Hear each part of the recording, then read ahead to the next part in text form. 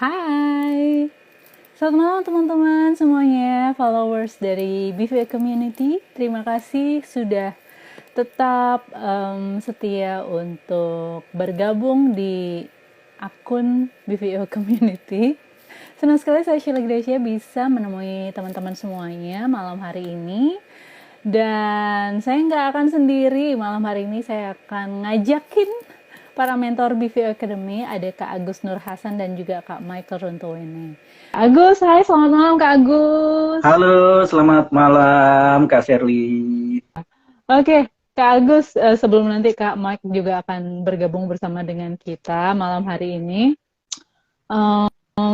Ya, sebagian besar pasti udah kenal ya siapa Kak Agus, tapi boleh dong diulang sedikit lagi siapakah Kak Agus ini, kiprahnya mulai dari kapan?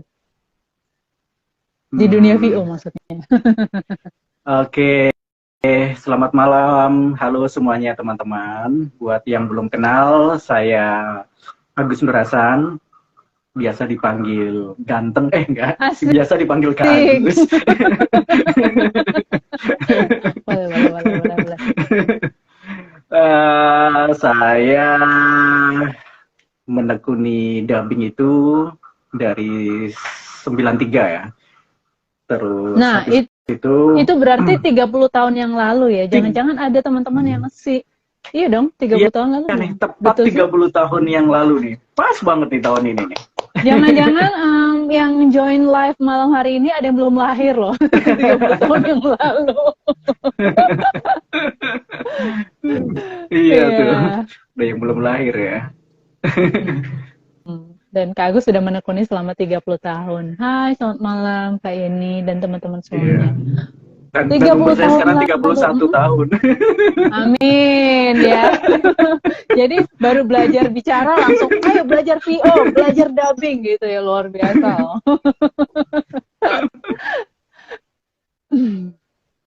Nah, ini ada Kak Anita Maulinda, ada Miku, ada Yeni, siapa lagi? Ya, banyak deh ya. Itu beberapa diantaranya mantan murid Kak Agus di BVO Academy.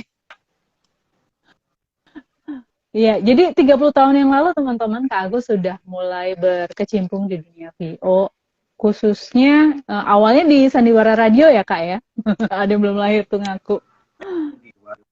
Di Sandiwara Radio. Dan kalau teman-teman setahun yang lalu saya sempat interview Kak Agus juga di IG Live juga. Kalau teman-teman bisa cek di YouTube BVO Community, di situ ada cerita unik ya Kak Agus ya. Kak Agus itu, ya, saya ngemeng dulu ya, sambil betulin audionya Kak Agus. Jadi Kak Agus itu karena bermula menyukai Sandiwara Radio sampai akhirnya perjuangan petualangan beliau ke kota Jakarta, ibu kota Jakarta yang sebentar lagi bukan ibu kota lagi, itu Kak Agus ngamen Sandiwara Radio yang bisa dibilang belum pernah ada seperti itu. Ngamen di bis kota ya. Ngamen di bis kota. Sayang sekarang udah nggak boleh ngamen sih di bis kota. Padahal pengen nyoba lagi.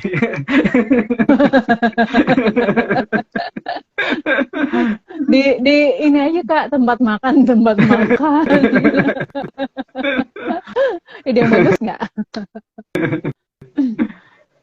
Iya, dan Kak Agus itu yang aku masih ingat interview aku tahun lalu ya Kak ya. Jadi Kak Agus itu dikenalkan oleh kakaknya tentang dunia dubbing, lalu Kak Agus memang suka gitu kan ya. Ya, kakak saya cuma mendengarkan di radio. Mendengarkan. Nah, akhirnya saya masih SD kan itu, ikut-ikut pesona lah dengan kemampuan voice acting mereka ini, senior ini. Dan itulah yang membuat saya selepas SMA saya ke Jakarta, saya masuk ke IKJ Seni Peran, sekaligus mencari Sanggar Prativi, tempatnya para voice actor di situ. dengan tekad sih, agak-agak nekat sih, karena nggak kenal siapapun di Jakarta ini. Ya, dari nggak kenal siapapun sampai sekarang banyak yang mengenal Kak Agus. Asik. Amin. Oke. Wah, ini Kak Mike udah join ya. Saya akan invite. Hai. Hai, selamat Oh, malam Kak Mike. Halo, Wow. baik-baik. Gimana kabarnya? Iya, Anda berdua? baik. kabar ya, iya, Ya, kabar es krim. Nah, Kabar baik. baru masuk.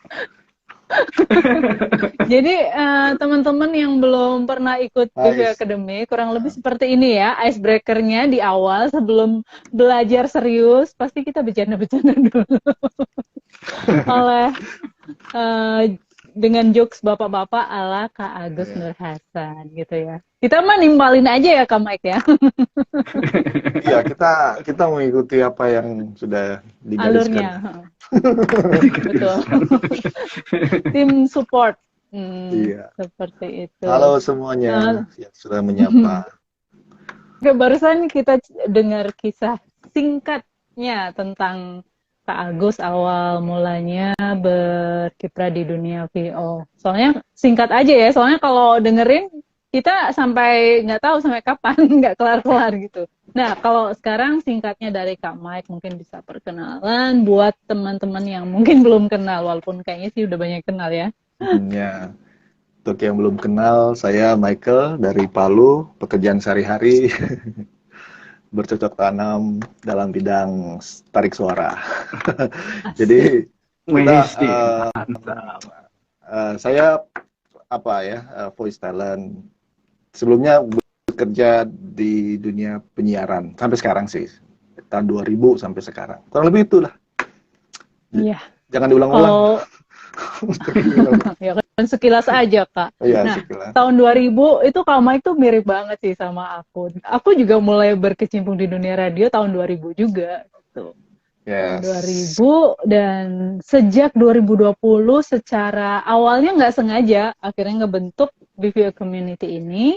BVO Community ada di awalnya di WhatsApp group karena WhatsApp group terbatas hanya 156 member kalau nggak salah ingat. Kemudian kami hijrah ke Telegram gitu karena itu nggak lebih banyak ya untuk cakupan membernya. Jadi teman-teman yang belum punya komunitas VO, yuk join di BPO Community karena kami punya kegiatan dari Senin sampai Jumat di Telegram Group. Nah, kemudian di 2021, tepatnya di bulan September, itulah kali pertama batch pertama untuk BVO Academy. Dan bersama dengan Kak Michael tentunya dan juga Kak Agus yang saya gandeng untuk bersama-sama memberi pembekalan kepada teman-teman yang ingin belajar VO dari dasar gitu teman-teman selama 4 pertemuan berturut-turut. Oke. Sebelum kita ke BVO Academy, kita ngobrol-ngobrol dulu lah sebagai judulnya kan juga malam hari ini VOT Live, Voice Over Talent Live gitu ya. Mungkin teman-teman yang ya sebagian di sini memang voice over talent, mungkin ada juga yang enggak. Karena nanti akan saya share juga ini rekamannya di YouTube ya. Jadi mungkin bisa juga memberikan wawasan buat teman-teman yang mungkin masih pengen tahu sih dunia VO itu seperti apa, dunia dubbing seperti apa. Bisa cerita dong Kak Agus dan Kak Mike, gimana sih Kak Agus. kenapa Nah, Kak Agus? Tadi saya tertarik tuh Kak Mike bilang kerjanya bercocok tanam. Dia memakai kata bercocok gitu. Jadi saya tahu itu. Jadi kalau harga dengan klien cocok ya udah, berarti lanjut gitu. Makanya dia pakai istilahnya bercocok tanam. Aku padamu Kak Agus. Betul. Harus cocok kan, klien sama VOT ini kan harus cocok. Cocok kan. Betul. Karena bisa dibilang kayak belum ada standarnya gitu nggak sih Kak sebenarnya? I think so. Ya, jadi tidak masing-masing kan punya apa ya, punya pengalaman, latar belakang, jadi nggak bisa diduplikasi sama yang lain sebenarnya dalam hal itu ya. Hal berangkat sejak kapan, berapa lama ada industri ini, itu ya biasanya membentuk harga kita, dan yang harus mengetahui harga kita ya kita sendiri. Nggak bisa kita, oh harga Kak Sherly sekian nih, rate Kak Sherly atau rate Kak Agus sekian. Kak Agus misalnya udah 25 tahun berkecimpung di dunia ini, saya baru 15 tahun, bolehlah saya sekian persen kurang dari itu. Nggak gitu, nggak kayak gitu ukurannya. Bisa saja bisa saja jauh di atas Kak Agus, bisa saja memang belum bisa melampaui sepengalaman Kak Agus. Jadi hal-hal itu kadang-kadang ya bikin bikin industri video ini memang agak pahit asam manis gitu ya, maksudnya dalam menentukan ini harga karena based on pengalaman. Tanya tuh ke Agus itu ya akhirnya kembali lagi bercocok tanam itu. Cocok-cocok kan? Iya, cocok-cocokan. Pas nggak gitu. Nego juga kan. Bukan. Kalau bahas red card lah sekarang itu jadi bahas red card. Iya, pokoknya kayak gitu. Iya, benar. Ya pengalaman kan, ya kan bicara pengalaman. Betul. Jadi sekarang BVO di grupnya di Telegram ya? Iya, sejak 2021 di Telegram, Kak. Ntar kalau udah penuh berarti mungkin di telekilogram mungkin ya? Oke. Saya nggak kepikir ke sana. Atau di telekuintal mungkin. Saya boleh live conversation ini. Oke. Benar. Tadi saya mau nanya apa ya? Jadi gini, kalau bisa dibilang kan, Kak Agus juga VO juga, ya ada beberapa, ada banyak karya VO-nya juga. Tapi sebenarnya bisa dibilang Kak Agus lebih spesifikasinya ke dubbing ya, seperti itu. Nah, Kak Agus dulu deh, voice acting. Nah, berapa lama sih Kak Agus untuk mengetahui atau memutuskan, wah aku fokus di dubbing aja deh? Bisa cerita nggak Kak Agus prosesnya? Kalau dibilang fokus juga enggak sih ya. Memang saya jobnya lebih banyak dubbing gitu. Kalau kesannya fokusnya dubbing berarti saya nggak nerima job voice acting lainnya gitu. Okay. Jadi pokoknya apa saja yang berkaitan dengan voice, dengan suara, ayolah calling saya. Sambil minum air kan ya? Oke, siap. Nyanyi juga bisa tuh Kak Agus. Kalau nyanyi nggak bisa. Tapi sebenarnya kalau Kak Agus, kalau boleh jujur, maksudnya Kak Agus lebih enjoy dong dalam, ya karena suka sandiwara radio, karena punya latar belakang di IKJ, dalam voice acting tuh jauh lebih mumpuni lah, bisa dibilang kayak gitu. Ya, karena saya mencintai pekerjaan ini. Kalau tidak mencintai, aduh, mungkin berat ya untuk bisa bertahan gitu. Karena memang dasarnya kita menekuni sebuah pekerjaan itu haruslah dengan hati. Betul. Jadi saya senang banget terus bisa memainkan banyak karakter di saat kita dubbing, karakter-karakter yang bukan karakter saya gitu kan. Menantang asik gitu ya Kak ya? Menyenangkan ya, menantang. Asik sih. Ngilangin stres juga kan. Ternyata selain memang cinta, menyenangkan karena hobi juga, mendatangkan cuan, itu yang lebih penting lagi. Kalau kata teman-teman, hobi yang dibayar kalau kata teman-teman. Bahkan menghilangkan, bahkan healing gitu kan, biar nggak stres katanya. Nice lah ya. Oke, nah aku ke Kak Mike nih. Nah kalau Kak Mike kan kita pernah ngobrol ya Kak, bahwa udah deh Kak Mike lebih bilang lebih fokus, lebih cenderung ke VO kayak gitu. Tapi sebelumnya udah pernah nggak sih Kak Mike cobain dubbing apa gitu? Dubbing itu susah loh. Susah nggak susah itu kan tergantung memang orangnya masing-masing ya. Iya. Tapi kalau untuk saya pribadi, dubbing itu bisa dilatih, dan semua Ya. pekerjaan industri suara ini bisa dilatih. Cuman ada saya lebih memilih gitu ya untuk melakoni Ya. hal yang sifatnya bukan pure acting in voice industry ya, maksudnya. Kalau Kak Agus ini kan emang udah lama di voice acting, jadi terus ditambah lagi latar belakangnya seorang yang lulusan teater ya Kak Agus ya. Ya, jadi memang kalau mau belajar dubbing sama Kak Agus, teman-teman nih. Kalau belajar dubbing sama Kak Agus. Saya ini juga belajar. Kita saya sama Kak Sela juga lagi belajar. Iya, benar. Betul sih. Berarti Kak Mike belum udah pernah nyobain kayak di awal-awal, tapi terus kayaknya saya nggak di sini deh, nggak cocok ya, ada deh. beberapa, Akhirnya ada beberapa job e-learning tuh kayak dongeng segala macam itu kan harus voice acting. Beberapa kali mencoba, bisa aja. Iya. Mendalami sebenarnya bisa mendalami. Makanya saya harus punya sesi khusus sama Kak Agus. Saya mau privat. Asik.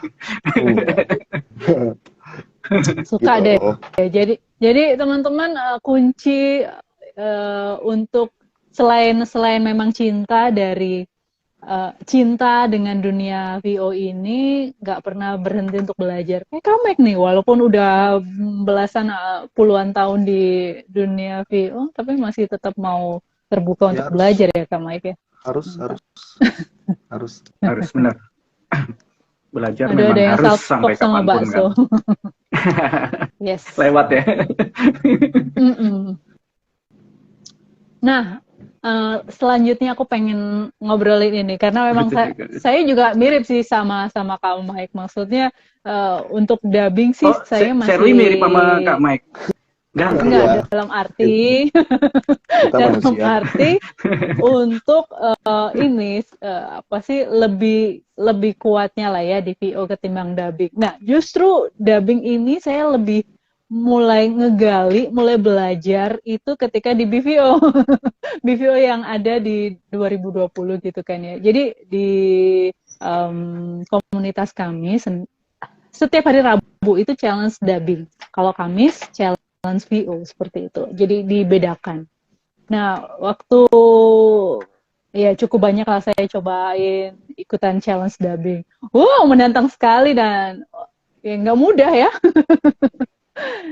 Sampai akhirnya di satu titik, iya sih kayaknya saya nggak di sini tuh, bukan di dubbing gitu. Lebih enjoy di VO. Tapi bukan berarti terus nggak belajar, bukan terus berhenti, nggak akan lah nyentuh ke sana. Nggak juga. Kalau ada hal-hal yang kiranya bisa nih kayaknya, ya udah aku ikutan juga challenge dubbing. Kemudian di review sama teman-teman dubber gitu kan, baik member maupun kadang-kadang saya juga menghadirkan juri tamu gitu teman-teman. Jadi ya menyenangkan kalau kita bisa terus terbuka untuk mau belajar sesuatu yang baru, sesuatu yang menantang buat kita, yang menarik kapasitas kita, akan lebih hidup kita mungkin lebih berwarna gitu ya. Oke, aku pengen nanya sama Kak Mike ini deh, kan sekarang dunia VO itu lebih terbuka, lebih banyak peminatnya seperti itu, kemudian media juga kan banyak ya, dulu mungkin hanya televisi, radio, sekarang kan udah media sosial, banyak influencer gitu kan. Aku ngedapetin ada ya mungkin namanya juga voice talent baru gitu kan. Jadi ngikut lah ya bagaimana intonasi dari influencer yang ada gitu kan.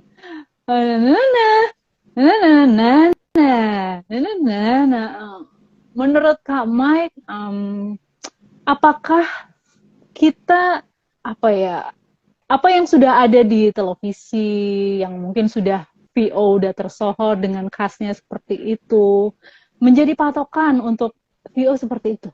Atau bagaimana sih menurut pandangan kamu? Bicaranya ini harus dari beberapa sisi, tapi ya kalau industri ya industri maunya seperti itu. Ya otomatis semua yang akan masuk ke industri ya akan meniru atau bertutur dengan gaya seperti itu karena industrinya mau seperti itu. Tetapi ya kalau untuk latihan sebenarnya dengan berbagai macam tone, suara, range, pitch dan segala macam itu harus dilatih. Rasa juga ini beda-beda kan. Tapi ketika kita masuk industri, ya tergantung klien. Sekali lagi VO talent tergantung dengan klien. Kalau klien bilang harus kayak gini, intonasinya harus kayak gini, industrinya maunya kayak gini, ya sudah kita ikuti. Tapi ini kan akan berputar-putar di situ saja. Dulu yang golden voice, beauty voice itu perlahan hilang kan. Dulu ya mungkin sekarang masih ada kecap bango itu kan masih beauty voice, masih golden voice. Iklan kecap bango. Ya. Apa kayak kecap bango dari bahan pilihan kayak gitu kan masih dengan golden voice, beauty voice. Yang lain kan hilang. Dulu kan semuanya iklan rokok lah, kalau iklan ya kita bicara komersial. Semuanya pakai golden voice, beauty voice dengan modulasi suara tertentu gitu. Sekarang kan sudah cempreng masuk juga. Karakter lebih banyak masuk ya. Personality si talentnya dengan gaya-gaya berbeda-beda. Tapi saya yakin nanti akan balik lagi, dicari lagi tuh yang beauty voice kayak gitu. Karena ya suara itu ya di situ-situ aja dia bermain. Di radio juga kayak gitu kan. Dulu kan zaman-zaman radio pemerintah 80-an 90-an kan gayanya kayak beauty voice. Ya. Sekarang ke air personality radio kan, dia bawa figur nih penyiar-penyiarnya dengan karakter masing-masing. Dia menabrak pakem industri gitu kan. Akhirnya jadi industri baru, pakem baru. Pasti akan kembali lagi, membaca berita RRI gitu ya dulu ya. TVRI kan gayanya begitu kan. Sekarang RCTI terus jadi berbeda. Iklan juga gitu sih, ada kecenderungan suasana yang berbeda juga kan. Dulu kayak teh botol sosro, ahlinya teh. Habis itu kan sekarang teh botol sosro, ahlinya teh. Cuman gitu aja. Flat gitu kan. Memang bener sih, mungkin ada siklusnya nanti akan berubah lagi. Ya kita harus mengamati tren juga sih sekarang ini. Itu dia maksud saya gini. Kalau dengan fashion juga dong. Ya gimana? Dubbing juga gitu. Dulu zaman rame-ramenya film India, semua TV. Zaman telenovela, semua TV ikutan telenovela. Turki, Korea, ntar balik lagi. Baik, Indonesia gitulah modelnya. Kayak di dubbing tuh kayak gitu. Lagi ngetop India, semua ikutan India. Sorry Kak Mike, silakan dilanjut. Ya. Jadi kalau mau betul-betul masuk di industri ini, kalau biasanya nonton TV iklannya di skip, ya sekarang nggak boleh, harus nonton iklan.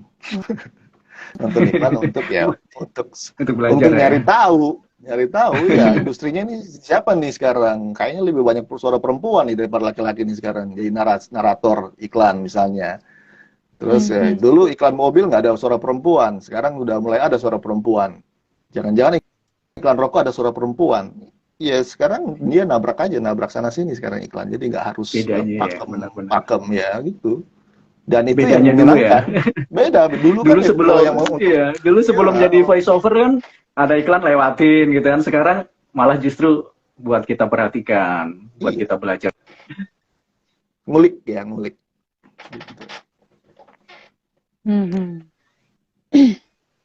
Oke. Kalau ya aku kurang paham ya tentang dunia dubbing. Kalau Kak Agus sendiri mungkin bisa cerita gimana sih tentang dari dekade ke dekade ya Kak ya. Kak Agus kan udah 3 dekade nih ceritanya. Ininya ada perubahannya nggak sih Kak dari tahun ke tahun atau dekade ke dekade gitu dunia dubbing? Paling tren filmnya aja sih. Yang awal-awal saya masuk itu kan telenovela lagi melejit kan, ada Maria Mercedes, segala macam tuh semua telenovela. Habis itu muncul India, terus ntar Korea gitu. Tapi cara dubbingnya gitu sih enggak sih. Karena Sama ya. pendekatan kita itu semua film itu baik itu film India, Mandarin, semua pendekatannya tetap pendekatan bahasa Indonesia. Jadi pendekatan intonasinya intonasi bahasa Indonesia, bukan intonasi bahasa aslinya. Jadi prinsipnya sih sama aja. Tapi aksennya bukannya berbeda, Kak, dari ya mungkin India. Film aslinya aksennya berbeda, tapi pas kita dubbing harus pendekatan Indonesia. Jadi misalnya film Cina, saya tidak akan sana, mereka tidak tahu, kan nggak gitu juga, nggak enak. Jadi kita tetap, saya tidak akan ke sana, mereka tidak akan tahu. Ntar pas Jepang, kita sudah ke sana, nggak gitu juga, nggak enak. Iya. Jadi tetap pendekatannya pendekatan bahasa Indonesia. Nah biasanya para newbie ini, newcomer itu biasanya pas dengerin di headphone itu masih suka kepengaruh bahasa aslinya, intonasi aslinya. Yeah. Nah sementara intonasi suara di headphone itu kita gunakan untuk kapan dia berhentinya, bagaimana temponya seberapa, kemudian takaran emosinya itu seberapa. Gunanya itu untuk itu yang utama. Tapi tetap pendekatannya pendekatan bahasa Indonesia. Jadi terdengar wajar karena udah diganti bahasa Indonesia kan, suara aslinya udah dihapus. Kayak gitu kira-kira. Oke. Aku pengen tahu nih Kak Agus, kenapa kayak beberapa film itu didubbing? Apakah ya memang karena ya ada industrinya ya, ada dubber, ada industri dubbing. Apakah memang ada pemikiran untuk memenuhi kebutuhan dari ya mungkin teman-teman yang berkebutuhan khusus seperti itu? Apakah itu salah satu alasannya atau bagaimana? Kalau alasan yang berkebutuhan khusus itu saya kurang tahu persis ya. Yang jelas memang dubbing memang dibutuhkan dan karena kan misalnya nih ya kayak lagi nonton film telenovela Korea gitu, ibu-ibu itu sambil masak tapi masih bisa mungkin nggak sempet langsung lihat TV-nya, tapi masih ada suaranya, ngeliat teksnya, masih bisa sambil itu. Kemudian yang anak-anak itu kartun itu lebih cepat juga kalau di bahasa Indonesia. Makanya nih kayak film-film Doraemon gitu-gitu, orang itu anak kecil taunya itu ya udah film Indonesia. Kalau anak-anak kecil yang masih kecil gitu. Kalau karena ya dia taunya dari ya udah bahasa Indonesia gitu. Ya jadi lebih cepat mengerti filmnya dan juga bisa memfilter bahasa-bahasa kata-kata kasar ya. Karena di dubbing itu kadang-kadang ada kata-kata yang agak kasar gitu kan. Nah itu gunanya di dubbing salah satunya untuk memperhalus kata-kata kasar itu. Dan juga dulu Menteri Penerangan Wardiman saat itu juga bukan. Ya Harmoko ya. Wardiman Menteri Pendidikan, salah satu tujuan dubbing itu disulissuarakan itu juga untuk memperluas dan memperkenalkan bahasa Indonesia dengan yang baik dan benar, karena wilayah Indonesia itu luas sekali kan. Indonesia itu sangat-sangat luas, jadi sekaligus melestarikan bahasa Indonesia. Salah satu tujuannya dulu itu. Oke. Nice. Nah, selain tantangan... Jadi seorang pengarah dialog pun juga dituntut untuk mengetahui tata bahasa yang baik juga. Iya, betul. Nah, Kak, kan tantangannya untuk dubbing kan nggak mudah, selain voice acting,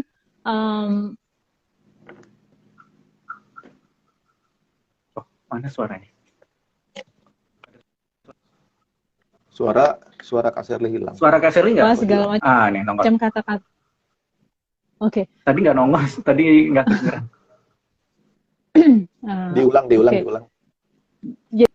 Jadi kan salah satu tantangan dari dubbing kan selain voice acting, yang pastinya nyocokin tuh Kak ya, dari baca kemudian apa yang kita dengar dengan mimik atau apa yang diucapkan yang kita mesti dubbingkan. Aku pengen tahu sih Kak, biasanya untuk entah film apapun yang didubbing itu 30 menit, itu biasanya proses untuk take, retake itu berapa lama Kak? Untuk Kalau akhirnya menghasilkan secara 30 menit. Kalau sekarang kan take-nya sendiri-sendiri ya, pokoknya sejak ada komputer itu take-nya sendiri-sendiri. Kalau zaman dulu itu take bareng-bareng, 6 orang, 8 orang langsung jadi satu. Kalau sekarang sendiri-sendiri. Jadi secara rata-rata itu film 30 menit, saya selesai 30 menit. Secara rata-rata, filmnya 1 jam, saya selesai 1 jam. Perkiraannya gitu.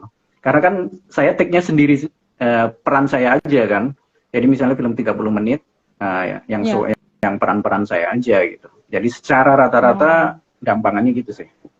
Nah sementara untuk dubbing itu, sekali take itu langsung banyak. Langsung bisa 10 episode sekali take gitu. Untuk film-film 30 menit gitu. Bisa sampai 10. Bahkan ada beberapa studio yang langsung 20. Wow. Sekali take. Lebih baik yang mana Kak? Yang bareng-bareng atau yang seperti ini sendiri-sendiri? Pasti ada plus minusnya ya. Kalau untuk waktu enakan sekarang kan, karena lebih cepat kan selesainya. Kalau dulu kan salah, kita nggak enak kan sama sebelah kan, apalagi sama senior gitu kan. Salah jadi ulang semua, jadi lebih lama prosesnya. Kalau dari efektivitas waktu lebih enak yang sekarang. Tapi dari mencuri ilmunya, itu enakan bareng-bareng. Karena dengan bareng-bareng itu bisa cepat lah, istilahnya itu mencuri ilmu dari teman-teman dubber gitu. Karena ada yang, wah keren banget nih suara tuanya nih. Oh ada yang suara pas dia ngisi karakter penjahat kok keren banget nih gitu. Karena jadi ngelihat langsung kan, jadi belajar lagi gitu. Itu lebih cepat ya, karena melihat contohnya langsung. Iya. Oke. Ya memang banyak tantangan. Ya tangan kan memang lebih dari 1 kan 2, jadi ya memang banyak tantangan gitu. Belum tangan kaki segala macam. Lanjut.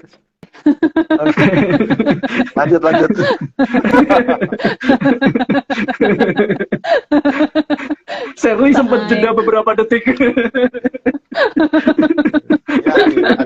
Anti dead air ya. Lanjut. Oke. Kalau Kak Mike tantangan lagi ngomong tantangan jadi kepikiran kaki. Jadi kepikiran.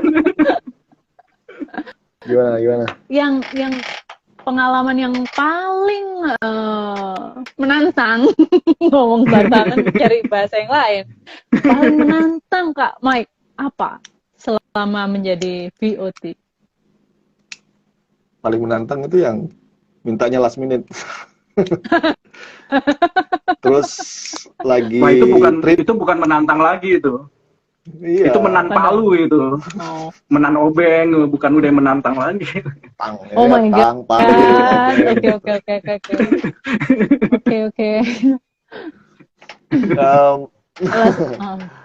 Merusak suasana. Yang last minute terus posisi lagi. Tapi kan udah cocok tanam. Udah cocok harganya. Iya, maksudnya begini. Ini kan ada yang reguleran gitu kan. Terus mintanya ada revisi, terus mintanya bisa nggak setengah jam. Mepet ya.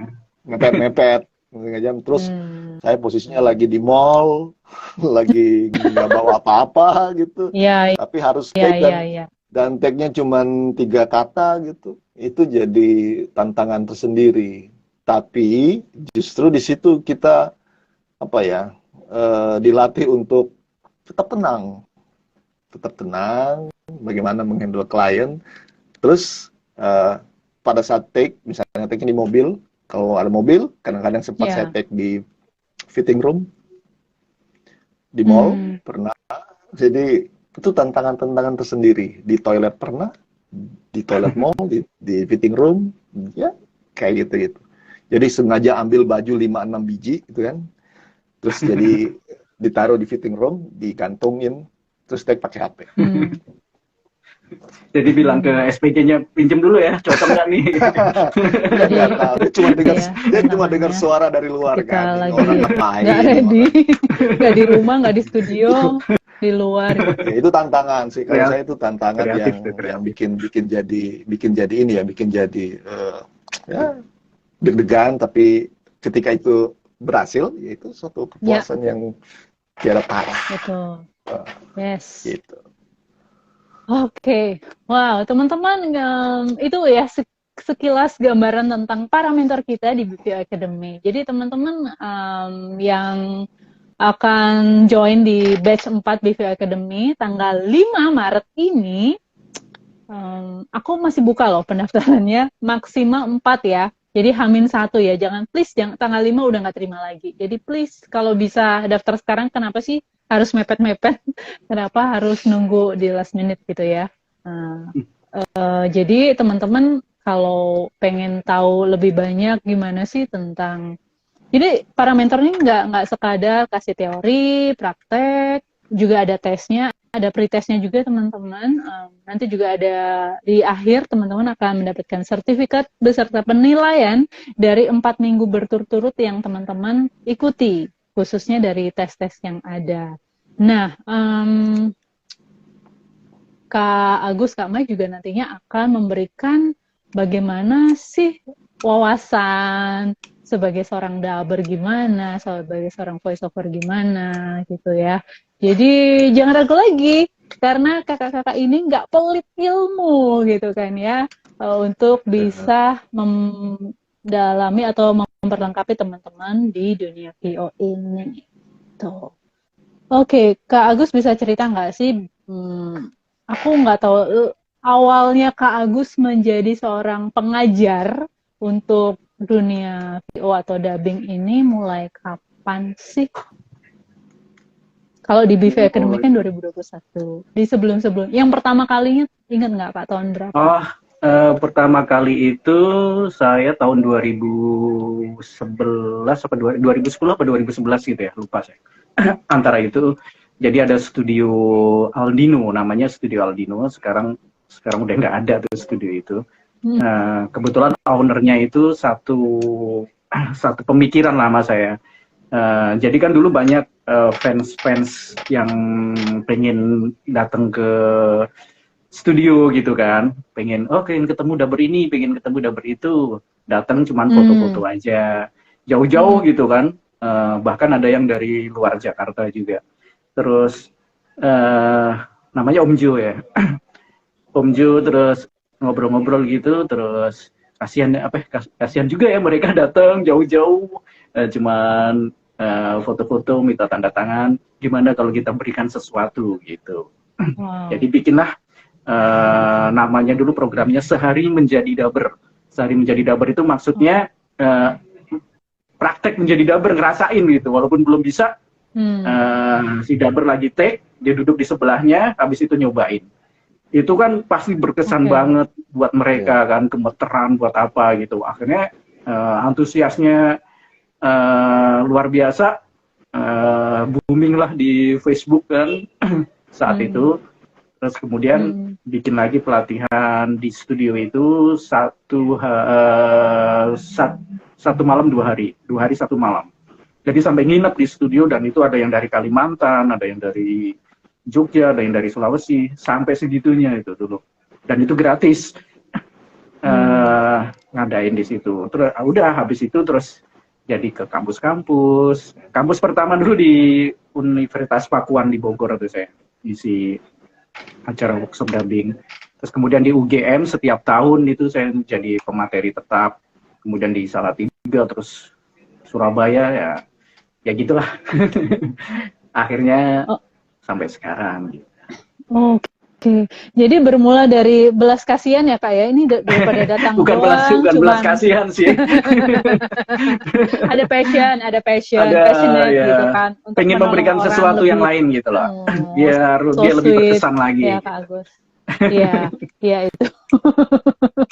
Iya, dari itu akhirnya terus diundang, ngajar sini, ngajar situ, sampai Iya. akhirnya di BV Academy. Oh, thank you banget ya Terus Kak Agus diundang ya, sama udah. majalah, diliput sama majalah Animonster juga saat itu kan awalnya. eh, Keren. hmm, iya. Kemudian kalau misalnya terus Kak Agus melihat anak didik Kak Agus jadi seorang dubber yang jauh lebih hebat dari Kak Agus, gimana? Wah, senang banget lah, luar biasa itu. Itu rasa senang yang tidak terlukiskan itu. Senang banget. Mungkin beberapa orang nganggapnya kan, wah, menjadi saingan Kak Agus nih, kalau misalnya dapurnya cowok gitu kan. Tapi enggak sih gitu. Justru ya itulah, itu tantangan. Pasti tetap ada porsinya juga. Toh dia juga nggak bisa suaranya seperti saya kan gitu. Yeah. Jadi dan banyak yang jauh lebih laris daripada saya saat ini ya. Itu luar biasa sih.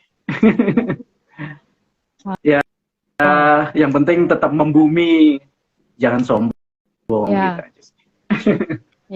Yes. Sombong cuman di acting aja Kak ya, boleh. Oh ya, kalau di acting bebas. Mau jadi peran apa aja bebas. Iya. Oke. Tunggu nih ya teman-teman yang akan jadi peserta BV Academy, disuruh acting macam-macam nanti sama Kak Agus. Oke. Kalau Kak Mike gimana? Awal dari Kak Mike bisa sharing ilmu, bisa ngajar, itu mulai kapan Kak Mike? Di mana? Saya nggak bisa pastiin ya kalau VO itu kapan, tapi mungkin seiring waktu berjalan dengan ngajar penyiar radio gitu ya, otomatis kan dia masuk juga dengan materi-materi bagaimana ketika mereka akan mengisi iklan radio, gitu kan. Jadi mungkin pertengahan 2014, 15 gitu untuk VO ya. Tapi kalau radio kan dari zaman tahun kapan itu udah meng-hire penyiar, otomatis kan kita harus men-training mereka gitu, buat audisi segala macam. Nah, ada materi-materi VO juga yang masuk di situ. Walaupun pada waktu itu saya nggak tahu kalau itu namanya voice over. Tahun 2001, 2002 itu. Oke. Oh, sempat nggak tahu ya, nggak tahu namanya. Sempat nggak tahu, bayangin sempat nggak tahu. Saya tahunya pengisi suara. Kata voice over itu adanya di komputer waktu itu. Voice over VoIP. Voice over internet protokol. Ya, benar. Kayak gitu ya. Iya. Dari nggak tahu sekarang merajai ya, luar biasa. Waduh, bukan mau jangan gitu dong. Kenapa aku nggak jelas? Dari nggak tahu jadi merajai sekarang. Ya, merajai di Palu lah, di Palu. Ya pokoknya Kak Sherly, Kak Agus, kan kita di profesi ini ya ditekuni baik-baik, dan tadi Kak Agus itu poinnya adalah harus membumi, karena tidak ada yang perlu disimpan-simpan dalam industri ini. Kita simpan ilmu, orang lain bisa dapat dari mana saja, gratis. So yang di-share adalah ilmu, pengalaman, dan kebaikan-kebaikan diiringi dengan mungkin petuah. Tapi kalau Kak Agus bilang petuah cocok, karena dia udah puluhan tahun, puluhan tahun jadinya. Petuah dan pemuda. Tapi justru itu yang dicari orang sebenarnya kan. Tapi justru itu yang dicari orang, karena apa? Orang butuh diyakinkan, bahwa benar nggak dia ada di industri ini dan dia bisa survive di sini. Nah, kalau nggak ada orang-orang seperti kita ini, entah dari pemilik community, pengajar, dan siapapun yang berada di sini, yang tidak bisa meyakinkan bahwa industri ini masih bisa hidup dan akan panjang, dia akan cepat keluar dan nggak punya pegangan. Nah, harusnya termasuk BVO Academy itu gunanya juga itu kan mendidik orang supaya industri ini masih bisa berputar seiring perkembangan teknologi dan zaman itu ya, gitu. Yes. Ya, halo semua yang sudah menyapa, ada Kas. Ada Miku. Miku itu salah satu peserta yang tahun 2011-an dulu di Wow. Aldino itu yang saya ceritain tadi. Jadi saya udah kenal lama. Oke. Terima Ada kasih. Sira, Ada Sira, Kak dia, Revi. Ya, thank you. Bulan, ada Kak Lisa Sofyan. Halo Kak Lisa. Halo Kak Lisa. Sayang kita sudah mau tutup ya. Betul banget. Nggak kerasa Kalau ya enggak, waktunya ternyata tapi ya. bagus sih cepat tutup. Soalnya kalau enggak ya ada jokes-jokes dadakan yang bikin kita jadi nggak tahu mengantisipasinya kayak gimana gitu kan. Betul Kak Agus. Iya, buat yang sudah pernah jadi muridnya Kak Agus pasti tahu banget ya. Jok itu di mobil atau di motor, Jokes bukan ya. dari Kak Agus.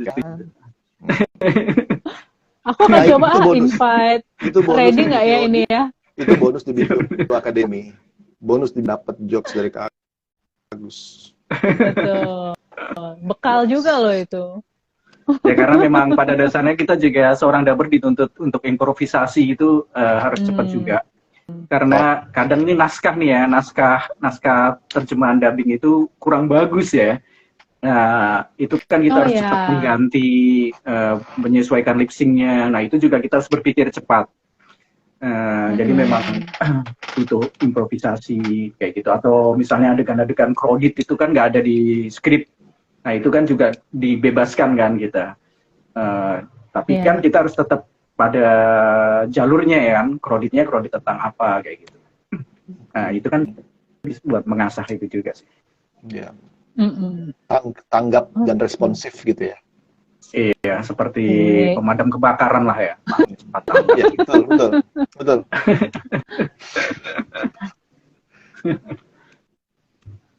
Wah, ini ada salah satu peserta yang join. Kak Silha, bener ya? Silha. Tidak sabar untuk segera mulai kelas. Iya, hari Minggu. Hari Minggu ya, Kak. Siapa? Silha. Silha. Udah daftar dong berarti ya. Kalau dia bilang tidak sabar berarti udah daftar ya. Benar. Harus sabar. Iya. Nanti Kak Agus sama Kak Mek udah dengerin kok suara dari Kak Silha dan peserta yang lainnya. Saya udah kasih sampel suaranya di suara pretest kalian itu. sudah kita dengarkan. Iya, kenapa ada pretest, teman-teman? Jadi supaya para mentor tahu, oh ini itu si A ini karakter suaranya seperti ini. Oh, masih di sampai di mana seperti itu. Itu sih tujuannya pretest, teman-teman. Jadi jangan takut ya, karena ada beberapa yang memang benar-benar baru sih, Kak Agus, Kak Mike gitu. Oh, saya baru banget nih tahu dunia VO. It's okay, justru inilah basic voiceover ya di BPO Academy. Teman-teman belajar dari dasar. Ada juga yang udah punya pengalaman setahun, 2 tahun. Nggak apa-apa, karena balik lagi ya, selama ini mungkin otodidak, sama ini mungkin cuman ya ikut-ikutan aja, tapi nggak tahu dasarnya. Padahal dasar itu penting banget, ya nggak sih? Ya dong. Kalau dasarnya nggak bener, nanti berikut-berikutnya ngaco gitu. Saya aja masih belajar juga, orang saya juga dulu asalnya dari otodidak gitu. Setahu saya aja gitu. Pokoknya kalau mau belajar, teman-teman. Kalau mau yang mau tahu belajar ini ya dari mood, swing moodnya ya, dari nangis ke ketawa, ketawa ke sedih, sedih ke ketawa lagi, ke nangis lagi, itu ada gurunya tuh situ. Yang pakai baju putih, orange itu ada. Apa itu? Ini kalau saya tulisannya voice acting. Ketawa sedih itu acting. Itu kan tulisannya voice acting nih. Voice acting ya. Menjiwai banget. Dan satu yang harus diingat, acting itu bukan pura-pura. Acting itu beneran, justru acting itu bukan pura-pura. Karena dia merasakan gitu. Untuk lebih lengkapnya nanti di BPO Academy. Nah, iya benar, nanti. Hari Minggu jam 11:30 sampai 11:30 siang. Jam 12-nya ngapain? Makan lah. Gitu. Oh iya, sama kan 4 pertemuan berturut-turut nih teman-teman. 5, 12, 19, dan 26. Nah, Minggu 26. minggu keempat udah puasa tuh kalau nggak salah. Oh iya, Ya, benar. Ya. Benar ya. benar. Sabar Asik ya, kan? sekali doang. Ya. Tanggal 26. 26. Nah, malamnya jam 8 itu graduation. Jadi teman-teman akan diberi evaluasi langsung oleh para mentor, dapat sertifikat, ada penilaiannya. Mungkin baru ini ya sertifikat ada penilaiannya. Ya, itu dia hasil dari teman-teman selama 4 minggu berturut-turut. Begitu ceritanya. Biayanya berapa? 500.000 saja untuk 4 kali pertemuan, total 480 menit ya, plus graduation night, plus sertifikat dengan penilaian. Dengan materi yang padat merayap. Materi padat merayap dan plus jokes Penuh sesat. bapak-bapak.